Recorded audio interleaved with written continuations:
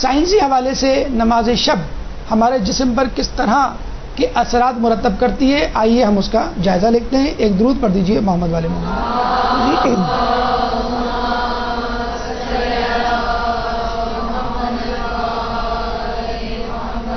ہم سے کہا گیا تھا کہ آج کی تاریخ کی مناسبت سے آپ کیا بولیں گے، کتنا بولیں گے. ہم نے ماشاءاللہ کسی حد تک اپنا حق ادا کر دیا. اب آئیے ہمارے اصل موضوع یعنی نماز شب اور میڈیکل سائنس کے حوالے سے. سائنسی حوالے سے نماز شب، سائنسی حوالے سے نیند کو توڑنا، سائنسی حوالے سے نیند کو دو حصوں میں لینا، سائنسی حوالے سے at the mid of the night یا بالکل آخری پہر میں اٹھنا خود انسانی صحت کے لیے کتنا مفید ہے. اس میں ثابت کرنے کی بات نہیں، یقیناً مفید ہوگا. وقالو سمینا واتوانا کی منزل کہ وحی الہی کا ہر حرف جو ہے وہ صحیح، سچا اور صادق ہے. لیکن چونکہ انسان حصی دور میں رہ رہا ہے، اگر ہمیں چند حصی شواہد اور ثبوت مل جائیں اپنے لیے نہیں نوجوان نسلوں کے لیے، تو اس میں کوئی مذائقہ نہیں. دیکھیں، پہلا زاویہ سائنسی حوالے سے یہ سمجھ لیجئے کہ انسان کی نیند دو حصوں میں تقسیم کر سکتے ہیں. حالانکہ لوگ یہ سمجھتے ہیں کہ انسان جو جب سوتا ہے تو وہ راحت میں ہوتا ہے، حالانکہ حقیقت نہیں ہے یہ بات مکمل طور پہ. انسان جب سوتا ہے تو اس کا ابتدائی حصہ انیشیل آورز یہ جو ہے وہ راحت کے ہوتے ہیں اور آخری گھنٹے وہ تھکن کے ہوتے ہیں. یعنی اس کی مثال ایسی ہے کہ آپ کو پڑھنے کا کہا جائے 8 گھنٹے، تو شروع کے 8 گھنٹے تو آپ بڑی تندہی سے پڑھیں گے، شروع کے 4 گھنٹے بڑی اچھی طرح پڑھیں گے اور آخری کے 4 گھنٹے آپ تھک جائیں گے. اسی طرح کھیلنے کے بارے میں بھی کہا جائے کوئی گیم تو شروع کا ہاف 50% انیشیل فیز بڑا ایکٹیو ہوگا، اس کے بعد آپ تھکنے لگیں گے.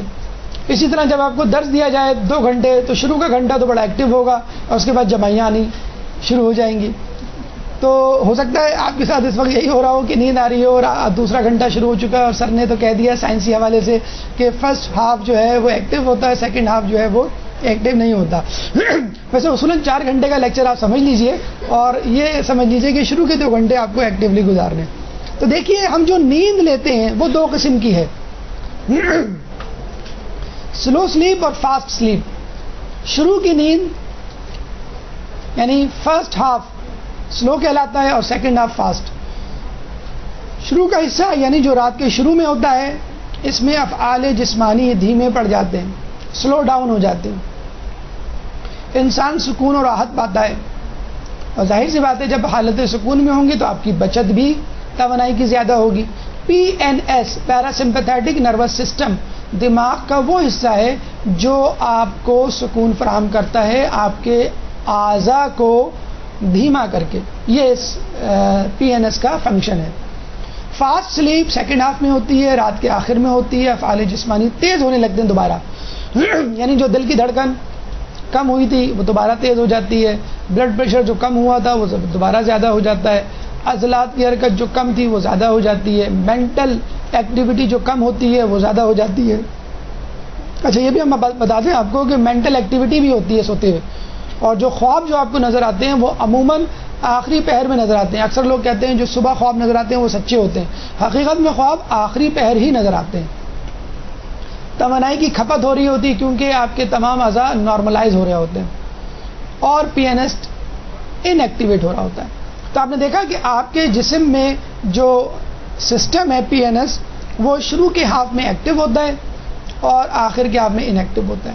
تو ہم جو سوتے ہیں اس کا ابتدائی حصہ ہمارے لیے مفید ہے اور آخری حصہ مفید نہیں ہے.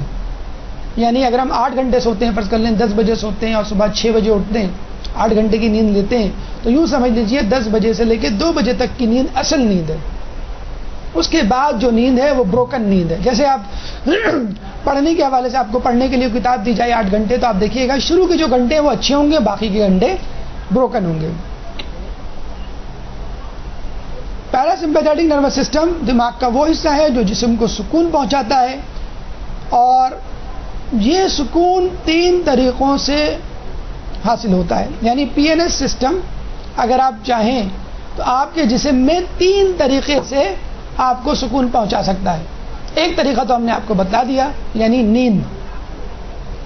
یعنی نیند کے ذریعے انسان اپنے PNS سسٹم کو ایکٹیویٹ کر سکتا ہے، نیند کے ذریعے اپنے آپ کو سکون پہنچا سکتا ہے. کیا آپ کے ذہن میں بقیہ دو طریقے ہیں کہ جن کے ذریعے ایک انسان اپنے آپ کو سکون یا ریلیکس یا فریش کر سکتا ہے؟ آئیے دیکھتے ہیں وہ کون سے 3 طریقے ہیں بشمول نیند کہ جو انسان کو سکون پہنچا سکتے ہیں، ریلیکس کر سکتے ہیں، اس کی تھکن دور کر سکتے ہیں. اور تینوں کا مقصد سکون کا حصول ہے کہ جس میں انسان اپنے پیسز آف مائنڈ کو پیس آف مائنڈ میں تبدیل کرتا ہے. یعنی جو 3 طریقے ابھی ہم آپ کو بتلائیں گے کہ جس سے آپ سکون حاصل کرتے ہیں اور جس سے آپ کا PNS سسٹم ایکٹیویٹ ہوتا ہے اور آپ کو راحت دیتا ہے، وہ سسٹم 3 طریقے سے ایکٹیویٹ ہو سکتا ہے. اور تینوں کا مقصد، تینوں کاموں کا ہدف سکون حاصل کرنا: نیند، نماز اور نشہ.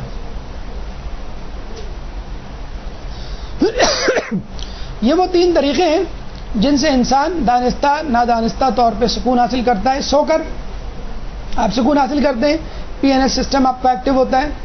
نماز جب آپ پڑھ رہے ہوتے ہیں تو بھی آپ کا یہ سسٹم ایکٹیو ہوتا ہے اور سکون کی حالت میں، فریش ہونے کی حالت میں آپ جا رہے ہوتے ہیں.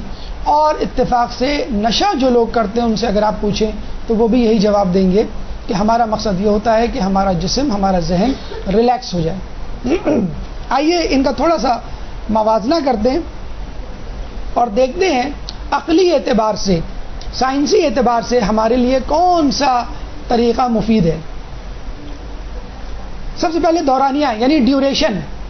نیند چند گھنٹے کی ہوتی ہے، طبی فائدہ کوئی نہیں، فقط آپ ریفریش ہو جاتے ہیں. معاشرتی فائدہ کوئی نہیں، سونے سے یا نہ سونے سے سوسائٹی میں کوئی آپ کی عزت یا بے عزتی نہیں ہوتی. حکم شرعی کیا ہے؟ مباح ہے، یعنی آپ سوئیں یا نہ سوئیں کوئی فائدہ یا ثواب یا نقصان یا گناہ نہیں. نماز شب کا دورانیہ چند منٹ ہوتا ہے. طبی فائدہ بالکل ہے، اس کا ابھی آگے تذکرہ آئے گا. معاشرتی فوائد بالکل ہیں، انسان آرگنائز منظم ہو جاتا ہے، جلدی اٹھنے کی عادت ہوتی ہے، فریش آکسیجن، فریش فضا، دفتر، گھر، اسکول جلدی پہنچتا ہے، اپنے کام جلدی کرتا ہے. حکم شرعی کیا ہے؟ مستحب ہے، کریں گے تو ثواب ملے گا، نہیں کریں گے تو کوئی گناہ نہیں. نشہ دورانیہ دن اور رات آدمی اس لت میں مبتلا رہتا ہے اور بے ہوشی کی نزا کی کیفیت رہتی ہے.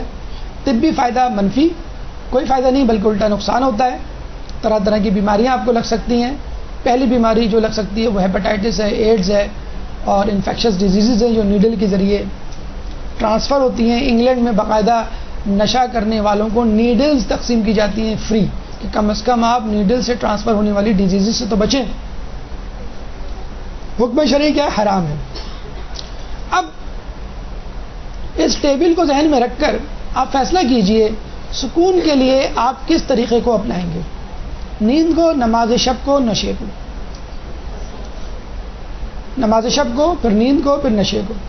یقین کیجئے ہمارا تھیوریٹیکلی یہ بلیو ہے کہ اگر انسان نماز کو نماز کی طرح پڑھ لے تو اس کو سونے کی نوبت ہی نہ آئے.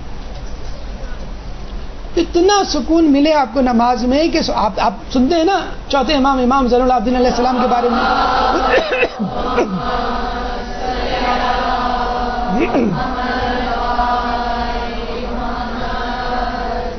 کہ 500 نمازیں 500 خرمے کے درخت کے نیچے کیسے سوتے کب تھے. کنیز نے کہا تھا نا کہ رات میں بستر نہیں لگایا اور دن میں دستر نہیں لگایا، تو سوئے بغیر کیسے جی لیتے تھے. یقین کیجئے آپ آج سے پریکٹس کیجئے، نیند اگر غائب نہ ہو کم از کم ضرور ہو جائے گی آپ کی. اس طرح نماز پڑھیے جس طرح حق ہے، ٹینشن میں نہیں، پسینے میں شرابور ہو کے نہیں. دیگچی رکابی اور دودھ کی پتیلی اور چائے کا جسے کہتے ہیں کہ ڈونگا جو ہے وہ آپ کے ذہن میں نہ ہو، دفتر کی فائلیں آپ کے ذہن میں نہ ہو، یا کرکٹ کا میچ اس کا اسکور ذہن میں نہ ہو، فقط خدا ذہن میں ہو. پھر آپ دیکھیے کہ کس طرح اللہ تعالیٰ آپ کو سکون پرووائڈ کرے گا. تو آپ کے پاس آپشن ہے 3. کہ which one do you choose. Moderate طریقہ یہ ہے کہ آپ سوئیے، ضرور سوئیے، لیکن اپنی نیند کو فجر سے پہلے توڑ ڈالیے. سلو نیند، سلو سلیپ جو آپ نے حاصل کی ہے اس پہ اکتفا کیجیے. ویسے بھی اس کے بعد second half of the sleep, fast slip آپ کے کام کی نہیں. اگر آپ سو بھی لیے تو کوئی فائدہ نہیں. آپ کبھی نوٹ کیجیے گا کہ جب آپ زیادہ سوتے ہیں، جب آپ اٹھتے ہیں تو آپ کی دل کی دھڑکن، بلڈ پریشر، سویٹنگ عروج پہ ہوتی ہے، اور اٹھنے کے بعد بھی آدھے گھنٹے تک تھکن کے مارے بستر پہ لیٹے ہوئے ہوتے ہیں. تو فاسٹ سلیپ جو آپ کے کام کی نہیں لینے کی بجائے آپ اس میں نماز شب پڑھ لیں. اچھا دیکھیں، اللہ تعالیٰ نے نماز شب کتنی رکھی؟ 11 رکعت. فجر 2 رکعت، ظہر 4 رکعت، عصر 4 رکعت. کوئی نماز 11 رکعت نہیں ہے. 11 رکعت نماز شب کہ آپ کو مکمل طور پہ نیند سے اٹھانا ہے. ورنہ لوگ تو بستر پہ لیٹے لیٹے نماز شب پڑھ کے سو جائے، پتہ بھی نہ چلے. اور آپ کو نماز کی طرف راغب کرنا ہے کہ جو سکون تم نیند سے حاصل کر رہے ہو وہ نماز سے حاصل کرو. کچھ لوگ کہتے ہیں کہ ٹھیک ہے ہم اٹھ گئے، ہم نے نماز شب پڑھ لی، لیکن یہ جو الجھن اور آنکھوں میں نیند اور سرخی اور بوجھل سی طبیعت ہوتی ہے اس کا کیا کریں؟ اس کا یہ کریں کہ یہ سیسٹا بیڈ خرید لیں. آپ نے اکثر دیکھا ہوگا ہمارے گھروں میں اکثر اب بھی اس قسم کے صوفے نظر آتے ہوں گے، جو صوفہ بھی ہوتے ہیں، بیڈ بھی ہوتے ہیں، صوفہ کم بیڈ. یہ باقاعدہ اس کا نام ہے سیسٹا بیڈ، جو تھوڑا سا کمفرٹیبل ہوتا ہے لیکن صوفے کے سٹائل کا ہوتا ہے. سیسٹا یا قیلولہ عموماً بستر پہ نہیں کیا جاتا، ایسی جگہ پہ کیا جاتا ہے جو آرام دہ تو ہو لیکن مکمل طور پہ نیند لانے والی نہ ہو. ورنہ ہوگا یہ کہ قیلولے کے چکر میں 6 گھنٹے کی نیند پوری کر لیں گے آپ، جس طرح آج کل رمضان میں ہم لوگ کر رہے ہیں. تو قیلولہ جو ہے نہ صرف ایک سنت رسول ہے بلکہ سائنسی حوالے سے بالکل ایک مصدقہ چیز ہے کہ ایسا کر کے انسان اپنی نیند کا بقیہ حصہ پورا کر سکتا ہے. اس میں یہ بھی یاد رکھ لیجئے کہ جب آپ دوبارہ سوئیں گے، فرض کر لیے 8 گھنٹے کی نیند کی بجائے آپ نے 4 گھنٹے کی نیند لی، اب آپ کے پاس کتنے گھنٹے رہ گئے؟ 4 گھنٹے. جب آپ دوپہر میں سوئیں گے ان 4 گھنٹوں کے لیے تو پھر وہی بات ہو جائے گی کہ شروع کے 2 گھنٹے یوزفل ہوں گے اور آخر کے 2 گھنٹے یوزفل نہیں ہوں گے. تو اب آپ کو 4 گھنٹے کی بجائے 2 گھنٹے سونا پڑے گا. اسی لیے علماء اعلام مجتہدین کی لائف ہسٹری، لائف اسٹائل دیکھیے تو ان کی نیند کم ہوا کرتی تھی، ہم لوگوں کی نیندیں زیادہ ہوتی ہیں. نیند اسی لیے کم ہوا کرتی تھی کہ وہ نیند کو 2 ٹکڑوں میں لیا کرتے تھے اور نیند کا جو بقیہ حصہ ہے اس کو نماز سے تبدیل کر دیا کرتے تھے. ایک اور بات، میڈیکل فزیولوجی کے مطابق میلاٹونن ایک ایسا ہارمون ہے جو دوپہر کے 2 بجے اور رات کے 2 بجے خارج ہوتا ہے. اور دیکھ لیجئے یہی 2 وہ اوقات ہیں کہ جس میں انسان سو رہا ہوتا ہے. اس وقت بھی 3:15 ہو رہے ہیں اور تقریباً کچھ لوگ سو رہے ہوں گے. تو 2 بجے رات کو عروج پر ہوتا ہے. 9 بجے دیکھیں یہاں پر آپ اگر غور سے دیکھ لیں، آئی سائٹ آپ کی اچھی ہے تو یہ 21 o'clock کا مطلب ہے 9 o'clock. یہ دیکھیے لکھا ہوا ہے اس میں میلاٹونن سیکریشن اسٹارٹس 21 o'clock یعنی 9 o'clock. اور اس کے بعد ادھر آئیے 2 o'clock 2 AM، اس میں کیا لکھا ہوا ہے؟ Deep sleep. یعنی میلاٹونن 9 بجے خارج ہونا شروع ہوتا ہے اور رات کے 2 بجے پیک پر ہوتا ہے. اور ماشاءاللہ ہم لوگ سوتے ہی 2 بجے رات کے. تو یہ وہ اوقات ہیں جس میں میلاٹونن ہارمون اپنی پیک پر ہوتا ہے، رات میں سونے کے وقت اور دن میں قیلولے کے وقت. اچھا ہم ہی نہیں بلکہ دنیا کے حیوانات بھی قیلولے پہ عمل کر رہے ہیں. ریڈر ڈائجسٹ میں باقاعدہ ایک ریسرچ چھپی کہ جنگل کے جانور 1 سے 3 بجے کے دوران قیلولہ کرتے ہیں. جی ہاں، ریڈر ڈائجسٹ جو 1,70,00,000 کی تعداد میں چھپتا ہے 70 کنٹریز میں اور 21 لینگویجز میں اس کا ٹرانسلیشن ہوتا ہے. اس کے مطابق جب سائنسدانوں نے ریسرچ کی اور جنگل میں جا کر معلوم کیا تو پتہ چلا 1 سے 3 بجے کا وقت جنگل کے جانوروں کے سونے کا وقت ہے. ایک صلوات پڑھے محمد والے میں.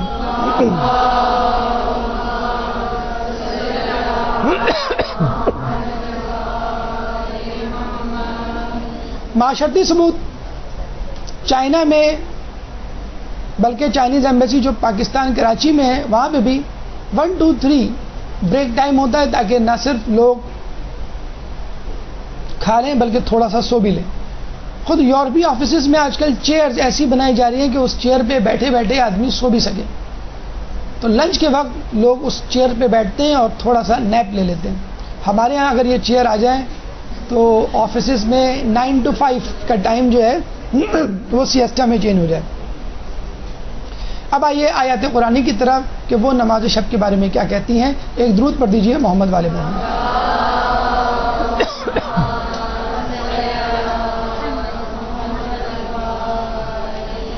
سورہ بنی اسرائیل آیت نمبر 79 میں اللہ تعالیٰ فرماتا ہے وَمِنَ اللَّيْلِ فَتَهَجَّدْ بِهِ نَافِلَةً لَكَ عَسَىٰ أَن يَبْعَثَكَ رَبُّكَ مَقَامًا مَحْمُودًا.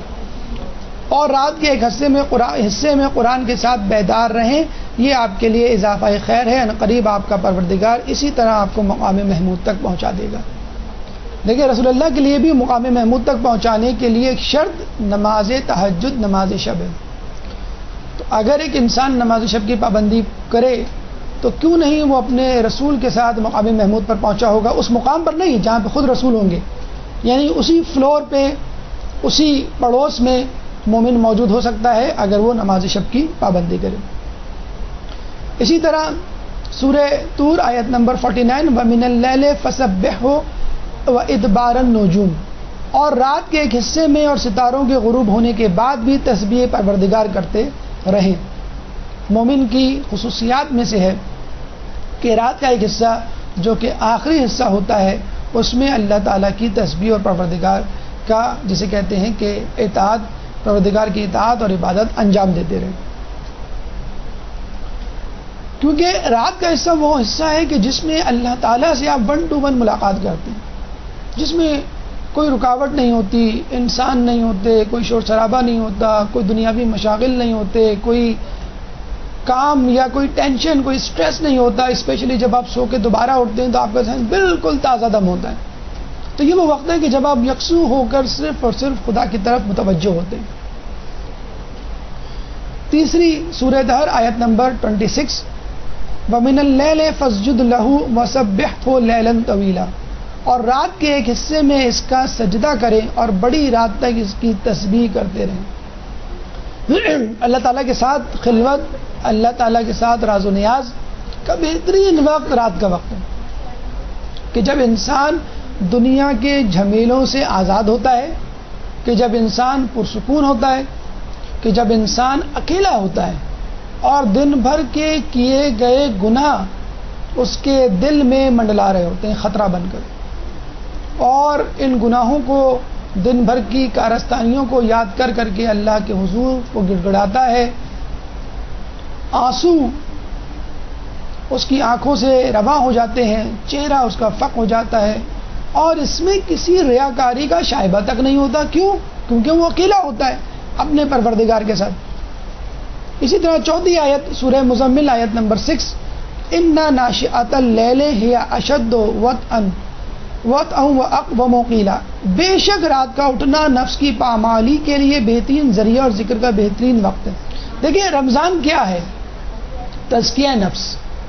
رمضان کیا ہے؟ اپنے آپ کو حرام تو چھوڑ حلال کاموں سے بھی, حلال امور سے بھی روک لینا. تو بس ایک انسان کھا رہا ہو, کہہ دیا جائے رک جاؤ فجر کا وقت ہو گیا ہے. ایک انسان بھوک میں ہو اور اس کو کہا جائے کہ نہیں تم نہیں کھا سکتے. ایک انسان کو نیند آ رہی ہے اس کو اٹھا کے بٹھا دیا جائے. تو یہ کیا ہے؟ نفس کے خلاف چلنا. نفس کہہ رہا ہے کہ سو, خدا کہہ رہا ہے کہ نہیں سو. نفس کہہ رہا ہے کہ کھاؤ, خدا کہہ رہا ہے کہ نہیں کھاؤ. تو جب آدمی نماز شب کے لیے اٹھتا ہے تو وہ اپنے نفس پہ ظلم کرتا ہے, اپنے نفس کو کنٹرول کرتا ہے, اپنی نفس کی غلامی سے آزادی کا اعلان کرتا ہے اور خدا کی غلامی میں داخل ہوتا ہے. خدا کی غلامی اور نفس کی غلامی دو متضاد شے ہیں. جب بھی آپ خدا کی غلامی کر دیں گے یقین کیجئے نفس کی غلامی کا طوق اپنے گلے سے اٹھا کے پھینک رہے ہوں گے. رمضان جو کہ تزکیہ نفس کا بہترین وقت ہے, ہم سمجھتے ہیں نماز شب تزکیہ نفس کی چوٹی ہے. پانچویں آیت سورہ آل عمران آیت نمبر 17 الصابرین والصادقین والقانتین والمنفقین والمستغفرین بالاسحار.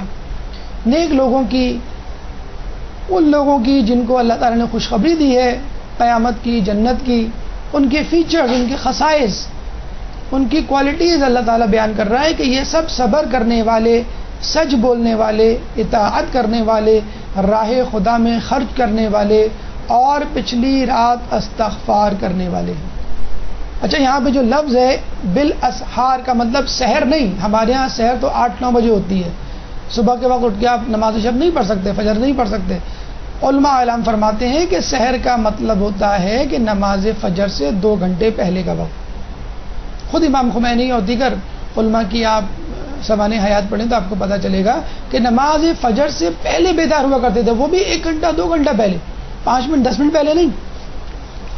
تو یہاں پہ سحر یا بالاسحار کا مطلب ہے پچھلی رات، یعنی آخری پہر، وہ پہر جو نماز فجر سے جا کر متصل ہو جاتا ہے۔ چھٹی آیت سورہ زاریات کی 15ویں، 16ویں، 17ویں اور 18ویں آیت، ان المتقین فی جنات وعیون، بے شک متقی افراد باغات اور چشموں کے درمیان ہوں گے۔ آخذین ما آتاتہم ربہم انہم کانوا قبل ذلک محسنین، جو کچھ ان کا پروردگار عطا کرنے والا ہے اسے وصول کر رہے ہوں گے۔ کانوا قلیلا من اللیل ما یہجعون، اور یہ لوگ پہلے سے نیک کردار تھے اور یہ رات کے وقت میں بہت کم سوتے تھے۔ وبالاسحار ہم یستغفرون، اور سحر کے وقت اللہ کی بارگاہ میں استغفار کیا کرتے تھے۔ تو جن لوگوں کو جنت ملے گی، جن لوگوں کو باغات ملیں گے، جو لوگ اللہ کی رضا کے حاملین ہوں گے، وہ لوگ وہ ہوں گے جو دنیا میں نیک کردار تھے، رات کے وقت بہت کم سوتے تھے اور صبح کے وقت عبادت کرتے تھے، نماز شب پڑھتے تھے، نماز فجر پڑھتے تھے، تلاوت قرآن کرتے تھے، ذکر الہی کیا کرتے تھے۔ تو جہاں جہاں خدا نے نیک لوگوں کی صفات کا تذکرہ کیا ہے، وہاں وہاں خدا نے نماز شب اور شب میں نماز پڑھنے والے، عبادت کرنے والوں کو یاد کیا ہے۔ 7ویں آیت سورہ سجدہ 16 اور 17ویں آیت، اور بڑی عجیب آیت ہے، یقین کیجئے اس کے بعد جو ہے وہ دماغ کام نہیں کرتا۔ تتجافى جنوبهم عن المضاجع يدعون ربهم خوفا وطمعا ومما رزقناهم ينفقون، ان کے پہلو بستر سے الگ رہتے ہیں اور وہ اپنے پروردگار کو خوف اور طمع کی بنیاد پر پکارتے رہتے ہیں۔ یعنی انسان بستر پہ لیٹا ہوا ہے لیکن پھر بھی پہلو بدل رہا ہے، بے قلی کی کیفیت ہے، سو نہیں رہا ہے، دیکھنے والا یہی سمجھ رہا ہے کہ وہ سو رہا ہے لیکن حقیقت میں وہ بے چین ہے۔ وَمِمَّا رَزَقْنَاهُمْ يُنْفِقُونَ، اور ہمارے دیے ہوئے رزق میں سے ہماری راہ میں انفاق کرتے رہتے ہیں۔ اور اس کے بعد بڑا عجیب جملہ اللہ فرماتا ہے، فَلَا تَعْلَمُ نَفْسٌ مَا أُخْفِيَ لَهُمْ، کسی نفس کو نہیں معلوم، بس کسی نفس کو نہیں معلوم ہے کہ اس کے لیے کیا کیا خنکیے چشم کا سامان چھپا رکھا ہے۔ خنکی چشم یعنی آنکھوں کی ٹھنڈک، جس کو دیکھ کر انسان کی آنکھیں خیرہ ہو جائیں گی، انسان کی آنکھوں کو ٹھنڈک ملے گی، سکون ملے گا، جو ان کے اعمال کی جزا ہے۔ یقیناً کچھ باتیں تو اللہ تعالیٰ نے بیان کر دی ہیں، کچھ جزائیں بتا دی ہیں۔ اچھا، روزے کے لیے بھی کہا گیا ہے کہ روزہ فقط میرے لیے، میں ہی اس کی جزا دوں گا۔ کیا دوں گا؟ تفصیل نہیں بتائی، کچھ باتیں بتلا دیں، کچھ باتیں نہیں بتلائیں۔ اور سورہ سجدہ میں یہ کہہ دیا ہے کہ تمہیں تو وہ کچھ معلوم ہی نہیں ہے جو کچھ میں دینے والا ہوں اس نماز شب کو پڑھنے کے لیے۔ اور چیزوں کے انعامات کی تفصیل تو دے دی ہے، نماز شب کے بارے میں کہا کہ ہم نہیں بتا سکتے کیونکہ تمہارے اذہان اس قابل نہیں کہ وہ ان باتوں کو جذب کر سکے، اور ہو سکتا ہے وہ باتیں تمہاری سمجھ ہی میں نہ آئیں۔ جس طرح ایک چھوٹا سا بچہ ہے، اس کو بتا دیا جائے جو گھر سے کبھی باہر نہ نکلا ہو، 6 مہینے کا، 1 سال کا، کہ باہر گاڑیاں چل رہی ہیں، باہر ایروپلینز ہیں، باہر باغات ہیں، تو وہ تو اپنے جھولے سے باہر نہیں نکلا، اس کو کیا معلوم؟ وہ اپنی ماں کی گود سے باہر نہیں نکلا، اس کو کیا معلوم؟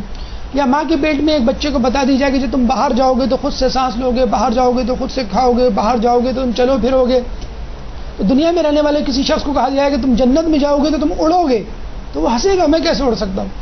تو جنت کی زندگی اکثر مختلف زندگی، اس طرح ماں کے پیٹ میں ایک بچہ ادراک نہیں کر سکتا کہ دنیا میں جا کر میں کیا کچھ نعمتیں حاصل کر سکتا ہوں، کن کن چیزوں سے لطف اندوز ہو سکتا ہوں۔ اسی طرح دنیا میں رہنے والا شخص ادراک نہیں کر سکتا اور کچھ چیزوں کے لیے، کچھ اعمال کے لیے تو بالکل ہی نہیں کر سکتا، اور ان میں ایک نماز شب بھی ہے۔ اب آئیے آیات کے بعد روایت معصومین کی طرف کہ وہ نماز شب کے حوالے سے کن فضائل کا تذکرہ کرتی ہیں۔ ایک درود پڑھ دیجیے محمد والے محمد۔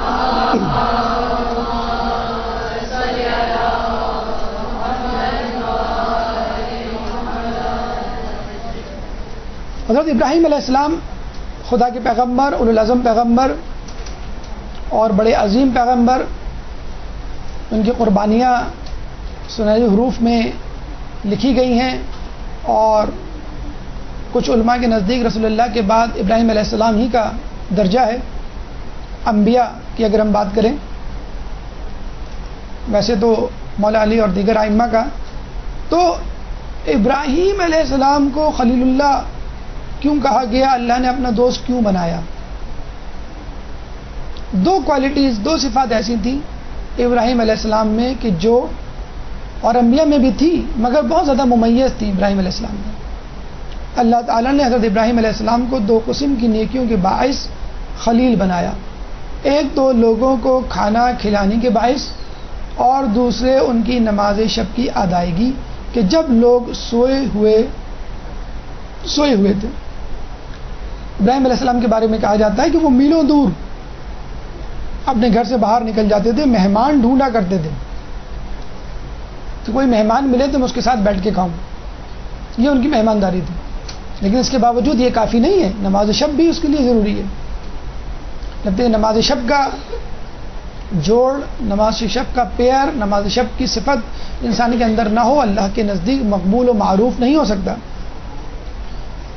دوسری روایت، جبرائیل علیہ السلام رسول اللہ کو تاکید کر رہے ہیں، مسلسل مجھے نماز شب کی یاد دہانی کراتے، رسول اللہ فرما رہے ہیں کہ مجھے یہاں تک گمان ہونے لگا کہ میری امت کے نیک لوگ رات کو سو نہیں پائیں گے۔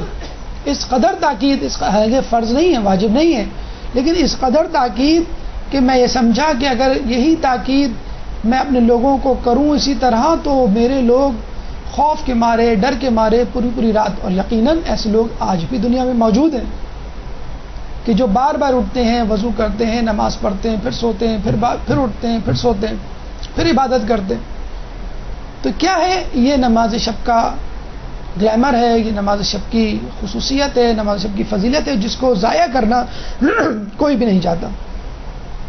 تو حقیقت میں رسول کے امت کے نیک لوگ نماز شب کی وجہ سے سو بھی نہیں پاتے۔ جس طرح آپ دیکھتے ہوں گے آپ کے کوئی عزیز رشتہ دار باہر سے آ رہے ہوں رات کو 4 بجے ایئرپورٹ پر، تو خوشی میں، ایکسائٹمنٹ میں آپ کو پوری رات نیند نہیں آتی۔ عید کو دیکھ لیجئے، چاند رات کتنے لوگ ہیں جو سو پاتے ہیں ٹھیک سے؟ ایک ایکسائٹمنٹ ہوتی ہے صبح کی، عید کی، رات بھر نیند نہیں آتی۔ تو نماز شب بھی ایک ایسی ایکسائٹمنٹ ہے، اگر اس کی معرفت انسان کو ہو جائے تو یقیناً اس کو بھی نیند نہ آئے۔ تیسری روایت کہ جس میں رسول اللہ نے مولا علی کو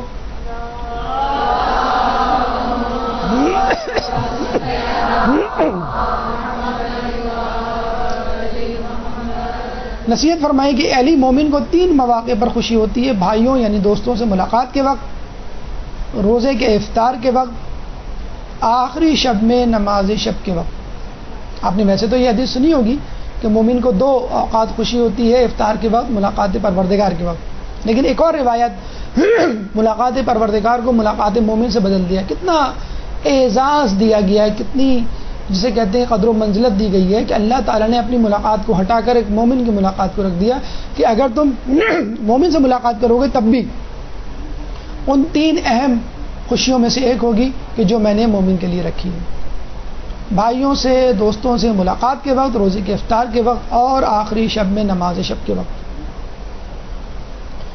تو نماز شب ایک ایسی خصوصیت ہے کہ جو اور خصوصیات کے ساتھ مل کر مومن کے لیے ایک تکمیل، ایک اکملیت، ایک کاملیت کا راستہ استوار کرتی ہے۔ رسول اللہ نے مولا علی کو جو وصیتیں کی ہیں اس میں ایک اہم ترین وصیت نماز شب کی ادائیگی ہے۔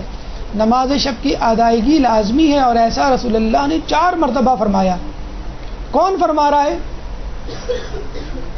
کائنات کا افضل ترین شخص کس کو فرما رہا ہے؟ کائنات کے دوسرے افضل ترین شخص کو 4 مرتبہ فرما رہے ہیں. نعوذ باللہ، کیا حضرت علی نے رسول اللہ کی کسی بات کو بجا لانے میں کسی حکم کو کوتاہی کی؟ کبھی نہیں. رسول کا کہا جانا ایک مرتبہ کافی ہوتا تھا، لیکن امت کی توجہ اس طرف مبذول کروانا مقصود تھی. اسی لیے 4 مرتبہ کہا کہ تاکہ لوگوں کو احساس ہو جائے کہ اگر 4 مرتبہ کہا ہے تو یقیناً کوئی اہم کام، کوئی ایک اہم امر ہوگا. اہل بیت کو یوں تو بہت سارے احکامات خصوصی طور پہ عطا کیے گئے، لیکن چند اہم کام جو اہل بیت کے ذمے لگائے گئے وہ یہ: ہم اہل بیت کو حکم دیا گیا ہے کہ ہم لوگوں کو کھانا کھلائیں، مصیبت میں فرائض کی ادائیگی کریں، اور جب لوگ سو رہے ہوں تو نماز تہجد ادا کریں. یعنی دن بھر لوگوں کی مصیبتوں کو، تکلیفوں کو دور کریں، اور جب رات کو سوئیں، تھوڑا سا وقت ملے سونے کا، تو نماز شب کے وقت فوراً اٹھ جائیں. یعنی حقوق عباد دن کو پورے کرنے اور حقوق اللہ رات میں پورا کرنا ہے. یہ نہیں کہ حقوق عباد آپ نے پورے کر لیے تو رات میں مزے سے سو جائیں گھوڑے بیچ کے. نہیں، رات میں اللہ کے حقوق بھی پورے کرنے، تاکہ یہ اندازہ ہو سکے کہ آپ نے جو حقوق عباد پورے کیے ہیں وہ اللہ کی رضا کے لیے کیا ہیں، اپنے تعلقات بنانے کے لیے نہیں کیے، اپنی انا کی تسکین کے لیے نہیں کیے. مولا علی نے جب جنگ صفین میں مصلی بچھایا یا سورج کی طرف دیکھا نماز کے وقت، تو ابن عباس نے یہی تو کہا تھا کہ اب حالت جنگ میں نماز پڑھنے کی فکر میں ہے. تو مولا نے کہا میں ایسی نماز کے لیے تو جنگ کر رہا ہوں. تو جب ہم حقوق عباد دنیا میں دن میں پورے کر رہے ہوتے ہیں تو اس کا مقصد اللہ کو خوش کرنا ہے. کیسے پتہ چلے گا کہ اس کا مقصد اللہ کو خوش کرنا ہے؟ کہ جب آپ اپنی نماز کی طرف متوجہ ہوں گے. کیسے پتہ چلے گا کہ آپ اپنی نماز کی طرف متوجہ ہیں؟ جب آپ نماز شب کی فکر کریں گے، اس کی ادائیگی میں کوئی دقیقہ فروگزاشت نہیں کریں گے. 6 روایت مومن کے فضائل بیان کرتے ہوئے روایت میں ہے کہ مومن کا شرف اس کے نماز شب کی ادائیگی ادا کرنے میں، اور مومن کی عزت لوگوں کی عزت و ناموس سے بے نیازی میں ہے. جب دن میں لوگوں کے ساتھ ہو تو لوگوں کے پاس جو کچھ موجود ہے اس سے بے نیاز ہو جائے. آپ دیکھیں گے کہ آپ کی عزت میں اضافہ ہو جائے گا. خود مولا علی کی ایک روایت میں ملتا ہے کہ اگر تم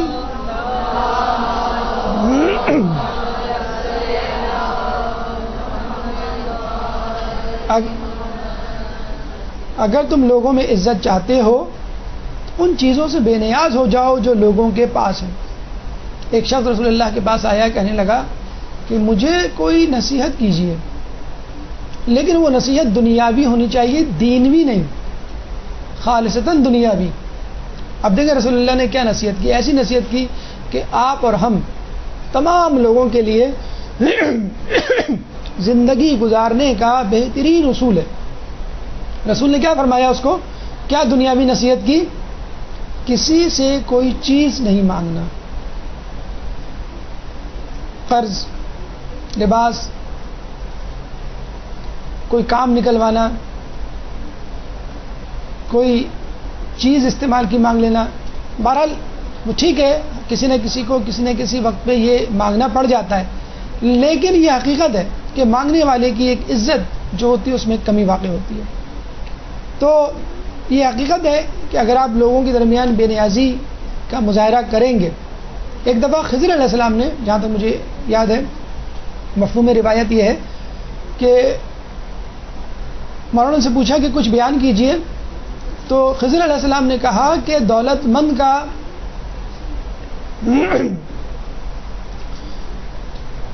کسر نفسی کا مظاہرہ کرتے ہوئے غریب کو کچھ دینا. یعنی امیر شخص، دولت مند شخص تکبر میں مبتلا نہیں ہے، انکساری کا مظاہرہ کر رہا ہے. مولانا نے فرمایا اس سے بھی بہتر یہ ہے کہ غریب شخص اس امیر شخص سے بے نیازی کا مظاہرہ کرے. ایک بڑی افضل بات ہے، بڑی اچھی بات ہے کہ ایک امیر شخص دولت کے ہوتے ہوئے گھمنڈ نہ کرے، بلکہ کثر نفسی کا مظاہرہ کرے. لیکن اس سے بھی بہتر صورتحال یہ ہے کہ ایک غریب شخص امیر شخص سے بے نیازی کا مظاہرہ کرے. تو لوگوں سے بے نیاز ہو جائیے، کیوں کہ آپ اللہ کے بندے ہیں، اور یہ اسی وقت ممکن ہے جب آپ نماز شب کی پابندی کریں. بہت ساری چیزیں ہمارے لیے، ہماری زندگی کے لیے زینت ہیں. مال اور اولاد کسے نہیں پسند؟ کہا گیا کہ مال اور اولاد دنیاوی زندگی کی زینت ہیں، اور بندہ رات کے آخری حصے میں جو 8 رکعت نماز ادا کرتا ہے وہ آخرت کی زینت ہے.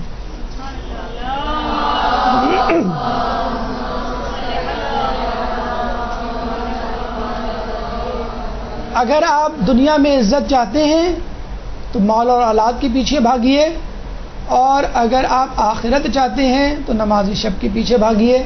اور آپ کو معلوم ہے اللہ کے پیچھے بھاگنا، اللہ کی اطاعت اختیار کرنا ایسا ہی ہے کہ آپ دنیا اور آخرت دونوں کے مالک بن جائیں.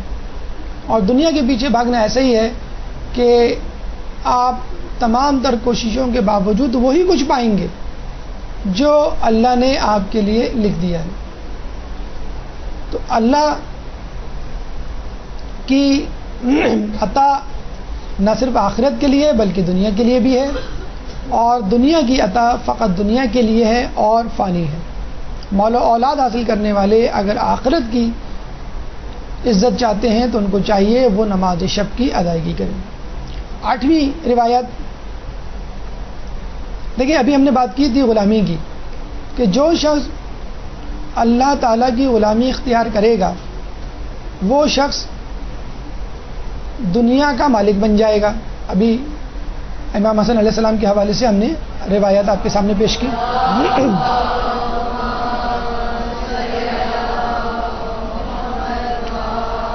لیکن دیکھیے کہ جس کثر نفسی کا، انکساری کا، حلم کا مظاہرہ ہمیں کرنا چاہیے، نعوذ باللہ اس کا مظاہرہ اللہ کہہ رہا ہے. اللہ اپنے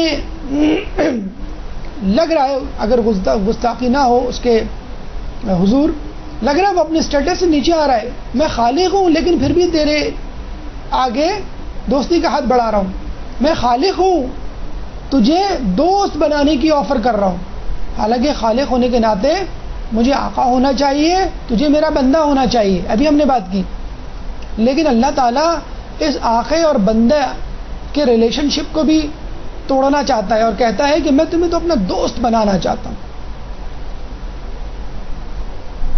اللہ تعالیٰ دوست رکھتا ہے اس شخص کو جو راتوں کو نماز پڑھتا ہے اور جاگتا رہتا ہے. کتنی بڑی بات ہے. کوئی پریزیڈنٹ، کوئی بادشاہ، کوئی ایم این اے، کوئی ایم پی اے، جس کو آپ ایک مرتبہ سلام کر لیں، آپ اس کو جواب دے دیں تو آپ لوگوں کو کہنے لگتے ہیں کہ بھئی وہ ہمارے جاننے والے ہیں، وہ ہمیں جانتے ہیں. خدا تعالیٰ خالق کائنات ہے، اس دنیا کا مالک ہے، کرۂ ارض کا، کائنات کا، اور وہ آپ کی طرف دوستی کا ہاتھ بڑھا رہا ہے. آپ کو غلامی کی آفر نہیں، دوستی کی آفر دے رہا ہے. نماز شب جو پڑھتے ہیں اور یقیناً جو خوشی و خضوع سے پڑھتے ہیں وہ محسوس بھی کرتے ہوں گے.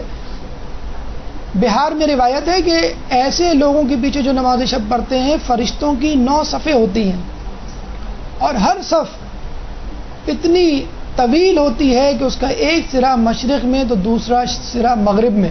لیکن کون سا مشرق کون سا مغرب؟ ہمارا والا مشرق مغرب نہیں جو دنیا کا مشرق مغرب ہے، نارتھ پول سے ساؤتھ پول. پتہ نہیں ہے کون سا مشرق مغرب ہے کہ جس میں کہا گیا کہ فرشتوں کی کتنی تعداد ہوگی کسی کو نہیں معلوم. اور نماز شب پڑھنے کے بعد اس شخص کو اتنا ثواب ملے گا جتنی تعداد میں فرشتے نماز شب پڑھ رہے تھے ان کے درجات کے برابر. آپ کی اور ہماری نماز شب تو پھر بھی غلطیوں سے بھرپور ہوتی ہے، عدم توجہ سے پر ہوتی ہے، لیکن ایک فرشتہ جب نماز شب پڑھے گا تو یقیناً وہ اللہ کی طرف متوجہ ہوگا مکمل طور پہ. اس کی تو نماز شب قبول ہونا ہی ہونا ہے. تو نماز شب آپ کی بھی قبول ہو جائے گی، اور جو 9 صفیں ہیں اس میں جو فرشتے ہیں لاکھوں کروڑوں ان کا ثواب بھی آپ کو مل جائے گا. کتنا بڑا اجر ہے.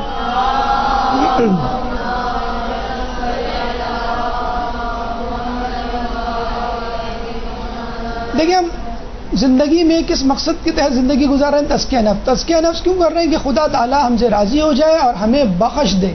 بس نماز شب پڑھنے والوں کے لیے اس سے بڑی خوشخبری کیا ہوگی؟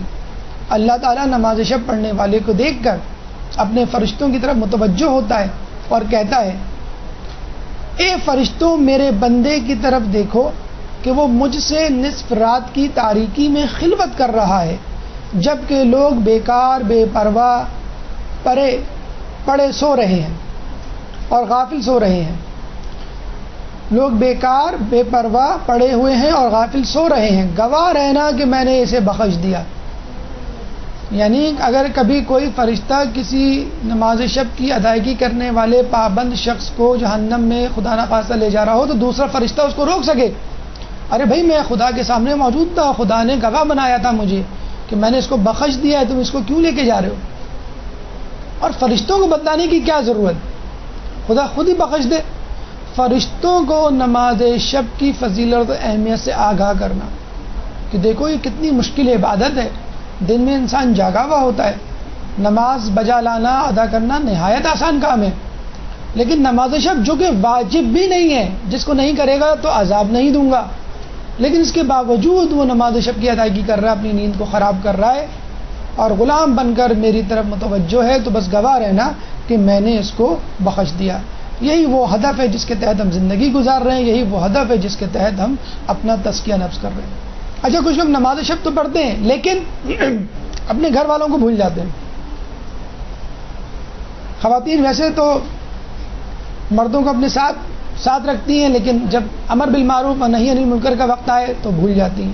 اسی طرح مرد بھی کوشش کرتے ہیں کہ اپنی زندگی کے حوالے سے مشورے ان سے لیتے رہیں, گھر چلانے کے حوالے سے ٹیم ورک ہو, لیکن جب عبادات کا نماز شب کا وقت آئے تو وہ بھول جاتے ہیں. روایت میں آیا ہے کمبائنڈ اپروچ ہو, ٹیم ورک ہو. جب کوئی مرد اپنی اہلیہ کو رات کے کسی حصے میں بیدار کرتا ہے اور دونوں وضو کر کے نماز تہجد ادا کرتے ہیں تو انہیں اللہ کا بہت زیادہ ذکر کرنے والوں میں لکھ دیا جاتا ہے. ایک انسان نماز شب پڑھ رہا ہے, ٹھیک ہے, اچھی بات ہے, لیکن جب وہ اپنی اہلیہ کو اپنے پارٹنر کو اٹھاتا ہے تو آپ دیکھیے ایک اور ایک 11 کیسے بنتے ہیں. اب تک وہ ذکر کرنے والوں میں نہیں تھا, اب تک وہ فقط نماز شب پڑھنے والوں میں تھا, لیکن جب اس نے اپنی اہلیہ کو اٹھایا تو گویا ایک اور ایک 11 ہو گئے, ایک یونٹ, ایک خاندان. یا ایھا الذین آمنوا قوا انفسکم واہلیکم نارا, کہ ایمان والوں بچاؤ اپنے آپ کو اور اپنے گھر والوں کو جہنم کی آگ سے. تو جب آپ واجبات کی ادائیگی میں امر بالمعروف کرتے ہیں تو مستحبات کی ادائیگی میں بھی اس میں کوتاہی نہ کیجیے. اور کیا آپ نہیں چاہتے کہ آپ کا خاندان ایک ساتھ جنت میں جلوہ افروز ہو؟ 12ویں روایت, اگر مرد کی ذمہ داری ہے عورت کو اٹھانا تو کیا عورت کی ذمہ داری نہیں مرد کو اٹھانا؟ اگر عورت اٹھ جاتی ہے, پہل کرتی ہے نماز شب میں, تو پھر اس کے لیے ضروری ہے کہ وہ اپنے مرد کو اٹھائے. خدا رحم کرے اس عورت پر جو رات کو اٹھ کر نماز شب نماز تہجد پڑھتی ہے اور اپنے شوہر کو بھی بیدار کرتی ہے. اگر وہ نہ اٹھے تو اس کے منہ پر پانی چھڑک دیتی ہے. پانی کا جگ نہیں ڈالیے گا, بس چھڑک دیے گا پانی. تو کوشش کیجئے کسی طرح اٹھانے کی. اور اس گھر کا کیا کہنا کہ جہاں تمام کے تمام گھر والے نماز شب پڑھ رہے ہوں. آپ نے دیکھا ہوگا آج کل الحمدللہ تمامی گھرانوں میں, تمامی گھروں میں ایک فضا سی بن گئی ہے کہ ماں باپ, بہن بھائی, شوہر بیوی سب جو ہے وہ ایک ساتھ اٹھ رہے ہیں اور نماز شب کی ادائیگی کر رہے ہیں. ٹھیک ہے, الگ نماز پڑھنا, الگ بات کرنا بھی ثواب رکھتا ہے, لیکن اگر تمام کے تمام لوگ آپ کے ساتھ شامل ہوں تو جنت میں بھی آپ لوگ ایک ساتھ موجود ہوں گے. اور اس کے ساتھ ساتھ امر بالمعروف و نہی عن المنکر کا فریضہ بھی آپ انجام دے سکتے ہیں. اور کبھی خود آپ نے کوتاہی کی کسی امر میں, کسی نیکی میں, تو پھر سامنے والا جس کی آپ نے مدد کی ہے نیکی کرنے میں, وہ آپ کو متوجہ کر دے گا. یہ ہے فائدہ امر بالمعروف و نہی عن المنکر کا. 13ویں روایت جو ہمیں ملتی ہے اس حوالے سے کہ بندہ جو بھی نیک عمل کرتا ہے اس کا ثواب قرآن مجید میں موجود ہے سوائے نماز شب کے. اب اس روایت کے بعد جی نہیں چاہتا کہ انسان مزید قریدے پوچھے، استفسار کرے کہ نماز شب کا کتنا فائدہ ہے. جس چیز کا ثواب، جس کے بارے میں کہا گیا کہ بحر و بر کا علم قرآن میں ہے، کہ اس کتاب کے بارے میں کہا گیا ہے کہ اس کتاب میں تمام چیزوں کا انعام اور جزا موجود ہے سوائے نماز شب کے. خود سورہ سجدہ کی آیت آپ کے سامنے ابھی پیش کی گئی کہ کسی نفس کو نہیں معلوم کہ کیا کیا ان کی چشم کا سامان اللہ تعالیٰ نے جنت میں چھپا رکھا ہے. تو اس کا مطلب یہ ہوا کہ اتنا عظیم فائدہ ہے کہ خود قرآن میں سما کے نہیں دے رہا. اتنا عظیم فائدہ ہے کہ انسان اس کو ادراک کرنے سے قاصر ہے. 14ویں روایت، بیماریوں کا دفع. آج کل کے دور میں رہنے والے، سائنسی دور میں پڑھنے پلنے بڑھنے والے لوگوں کے لیے جو روزے میں میڈیکل پوائنٹ آف ویو سے فائدہ ڈھونڈتے ہیں، نماز میں میڈیکل پوائنٹ آف ویو سے فائدہ ڈھونڈتے ہیں، ان کے لیے ایک روایت کہ نماز تہجد بدن کو درست رکھتی ہے. اور یہ ٹھیک بھی ہے. دیکھیں، جب آپ سوتے ہیں تو آپ کی معدے کی رطوبت زیادہ خارج ہوتی ہے جب آپ فاسٹ سلیپ لیتے ہیں، اور اس صورت میں آپ السر کے مریض بن سکتے ہیں. جب آپ سوتے ہیں زیادہ طویل دورانیے کے لیے تو آپ کا بلڈ پریشر مدھم ہو جاتا ہے، کم ہو جاتا ہے، بلڈ فلو کم ہو جاتا ہے، خون رک سکتا ہے، کلاٹ بن سکتا ہے، اور یہ کلاٹ پیرالسس یا اٹیک میں، فالج کے اٹیک میں تبدیل ہو سکتا ہے. خود دل کی دھڑکن جب تیز ہوتی ہے، بلڈ پریشر خود بخود ہائی ہو سکتا ہے. ایسا شخص بلڈ پریشر کا مریض بن سکتا ہے. دل کے امراض دل کی دھڑکن کے زیادہ ہونے کے سبب ہو سکتے ہیں. تو زیادہ سونا انسان کو بیماریوں میں مبتلا کر سکتا ہے، اور کم سونا نماز شب کی صورت میں انسان کے جسم کو تندرست رکھ سکتا ہے. اور صرف جسم ہی نہیں، انسان کا چہرہ ایک نورانی صفت سے آراستہ ہو جاتا ہے. روایتوں میں کہ نماز شب چہرے کو سفید کرتی ہے، نماز شب رات کو پاکیزہ بنا دیتی ہے، اور نماز شب روزی میں اضافے کا سبب بنتی ہے. کون ہے ایسا شخص کہ جس کو یہ تمام چیزیں نہیں چاہیے ہوں؟ مردوں کے مسٹر یونیورس کے مقابلے کروائے جائیں تو آغا خامنہئی جو ہیں وہ اول ہیں.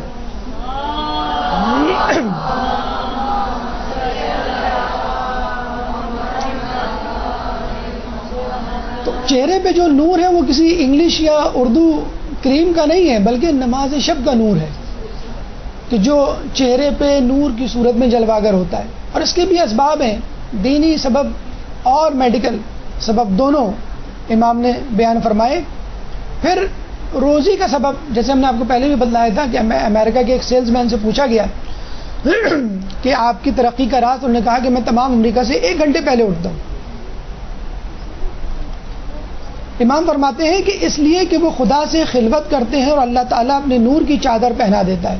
یعنی اللہ تعالیٰ کا نور، جس طرح ہم نے کہا نا کہ آکسیجن میکسیمم ہوتی ہے، فضا پولوشن فری ہوتی ہے، اسی طرح یہ وہ وقت ہوتا ہے کہ انسان ڈائریکٹ ان کانٹیکٹ ہوتا ہے اللہ تعالیٰ کی تجلی کے.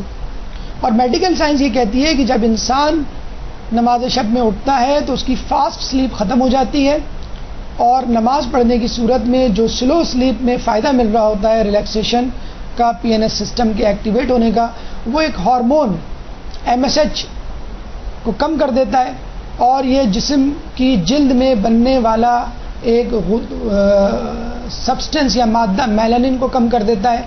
اور جب یہ میلانین کم ہوتا ہے تو انسان کے جسم کی سیاہی یا پگمنٹیشن کم ہو جاتی ہے، اور جب پگمنٹیشن بلیکننگ کم ہوگی تو اس کے جسم میں نکھار یا وائٹننگ پیدا ہوگی، اور یہ انسان کے جسم کو، اس کی چہرے کی جلد کو فیئر اور گلوئنگ اسکن بنا دیتا ہے. تو آپ کو چہرے پہ نور لانا ہے تو کسی کریم کی بجائے نماز شب کا سہارا لیں. 17ویں روایت، اکثر لوگ کہتے ہیں کہ ہم نماز شب میں تمام تر توجہ ہونے کے باوجود کوشش کے نہیں اٹھ سکتے.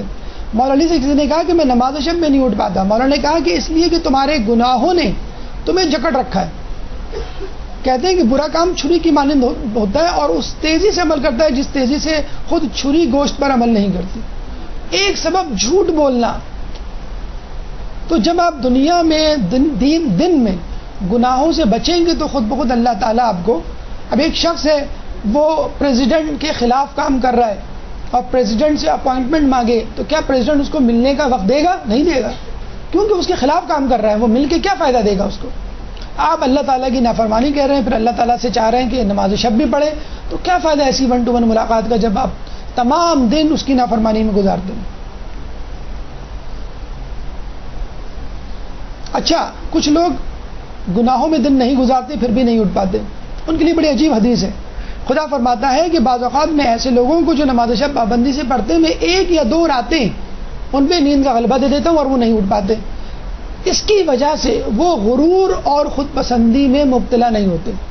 ہوتا ہے نا کہ بھئی ہماری رمضان میں 1 نماز شب نہیں چھوٹی، 1 روزہ نہیں چھوٹا. کیا ہے یہ فیلنگ ہے تکبر کی، یا کم از کم یہ فیلنگ کہ I am better than you. تو یہ غرور تکبر جو نماز شب دیگر عبادات پڑھنے کی کرنے کی وجہ سے آپ کے اندر پیدا ہو سکتا ہے وہ پیدا نہیں ہوتا. وہ ایک ریکارڈ جو جسے کہتے ہیں جس کو بنانے کے لیے آپ اٹھ رہے ہوتے ہیں وہ ریکارڈ ٹوٹ جاتا ہے. تو اللہ تعالیٰ آپ کو تکبر سے خود پسندی سے دور رکھنا چاہتا ہے. اب آئیے چند حکایات کہ علماء اعلام اس کی کتنی پابندی کیا کرتے تھے. ایک درود پڑھ دیں محمد والے محمد.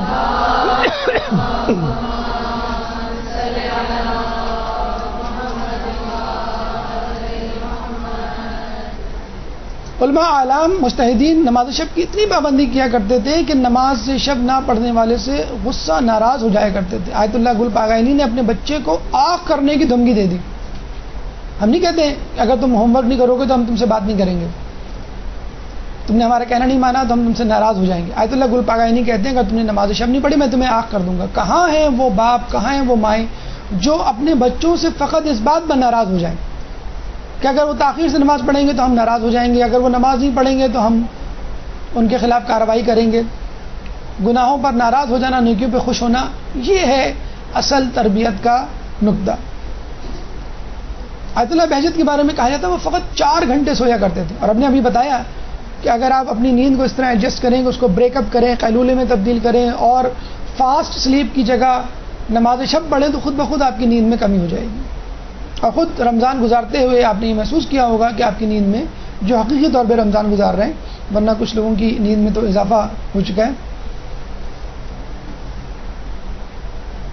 اب مقدس اردبیلی ماشاءاللہ اتنا بڑا امامہ انہوں نے پہنا ہوا ہے. ان کے بارے میں مشہور ہے کہ جب یہ گھر سے باہر نکلتے تھے تو اگر کوئی کپڑا مانگتا تھا تو اپنے امامے کا کپڑا پھاڑ کے کاٹ کے دے دیا کرتے تھے. گھر واپس آتے تھے تو ننگے سر ہوتے تھے. ان کو کسی نے 1000 درہم دیے، بڑی مشکل سے انہوں نے رکھے. صبح حمام گئے نہانے کے لیے کہ نماز شب پڑھنی ہے تو حمام والے نے کہا کہ ابھی وقت نہیں ہوا، فجر میں کھلے گا حمام. تو انہوں نے کہا کہ ٹھیک ہے تم مجھ سے کچھ پیسے لے لو، دروازہ کھول دو وقت سے پہلے. تو اس نے ہنس کے کہا ٹھیک ہے میں 100 درہم لوں گا. 100 درہم اس زمانے میں بہت تھے. انہوں نے کہا ٹھیک ہے میں تیار ہوں. حمام والا دروازے کے پیچھے یہ سمجھا شاید یہ مذاق کر رہے ہیں. کہا میں 200 درہم لوں گا. انہوں نے کہا ٹھیک ہے میں تیار ہوں. اس نے کہا میں 300 لوں گا، میں 500 لوں گا، پھر 800، 1000 درہم. جب اس نے گئے تو مقدس اردبیلی نے کہا میں اس کے لیے بھی تیار ہوں. تو اس نے ایک دم سے دروازہ کھولا کہ تم کو کیا ہو گیا؟ اس نے کہا کل ہی مجھے کسی نے 1000 درہم دیے تھے، یہ لو مجھے نہانے دو، مجھے نماز شب پڑھنی ہے. تو ہمیں کوئی شخص ہے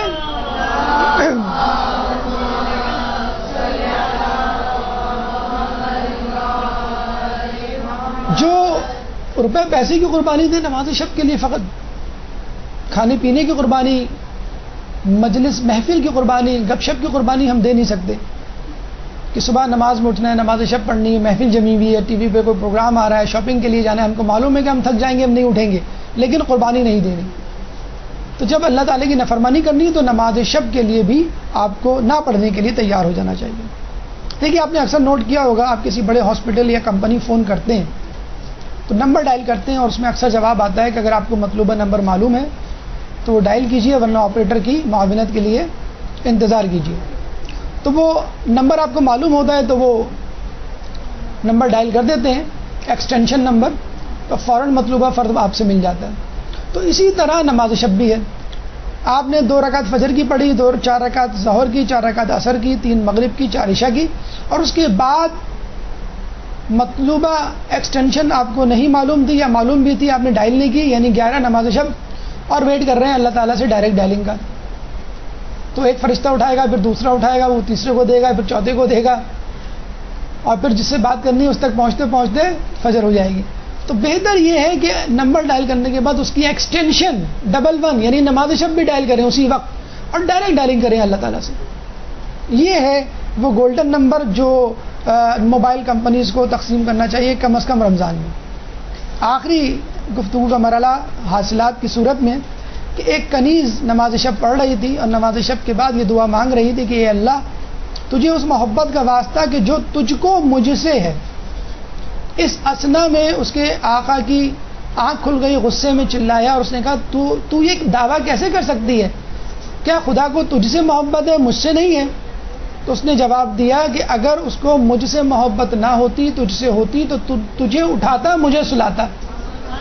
تو یہ محبت کی نشانی ہے نماز شب پڑھنے والوں کے لیے. اللہ آپ سے محبت کرتا ہے. واجب نماز پڑھنا آئی لو یو یعنی آئی لو گاڈ, میں خدا سے محبت کرتا ہوں, اس کا ثبوت ہے. اور نماز شب پڑھنا گاڈ لوز یو یعنی خدا آپ سے محبت کرتا ہے, یہ اس کا ثبوت ہے. محب ہونا اور بات ہے, محبوب ہونا اور بات ہے. کسی کو چاہنا آسان کام ہے اور کوئی آپ کو چاہے یہ بہت بڑا کام ہے. اس کے ساتھ ہی ہماری گفتگو اختتام کو پہنچی. اس درس سے متعلق اگر آپ کے ذہن میں کوئی سوال ہے تو آپ کر سکتے ہیں.